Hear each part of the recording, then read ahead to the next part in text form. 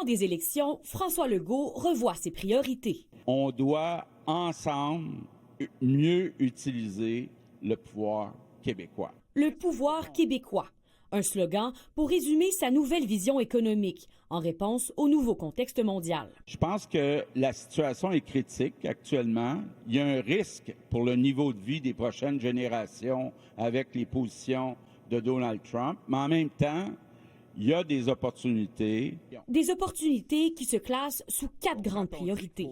Les énergies vertes, les projets stratégiques, la croissance de nos entreprises et le secteur de la défense. On est béni des dieux d'avoir l'expertise d'Hydro-Québec. Il faut en profiter totalement. Hydro-Québec, c'est le pilier de la stratégie. Aucune nouvelle annonce, mais un rappel. La société d'État va investir 200 milliards et créer 35 000 emplois. Dans une situation où il faut remplacer des emplois qu'on perd à cause des décisions de Donald Trump, c'est vraiment stratégique. François Legault mise aussi sur de nombreux projets.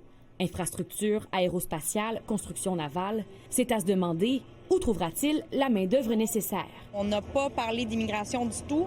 Puis si on se fie à l'annonce du gouvernement la semaine dernière sur la réduction des seuils en immigration, incluant l'immigration économique, moi, je me questionne. On a les outils pour faire ça.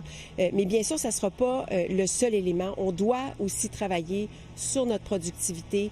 Il faut que les petites, moyennes entreprises de la construction grandissent, s'organisent mieux. François Legault veut aussi profiter de la manne du gouvernement fédéral dans le secteur militaire. C'est pas utopique de penser qu'on pourrait, dans les prochaines années, avoir à se défendre. Mais son plan ne présente aucune nouvelle mesure pour soutenir davantage nos fleurons, comme Bombardier et CAE. Quant à la filière batterie, Québec semble maintenant vouloir lever le pied.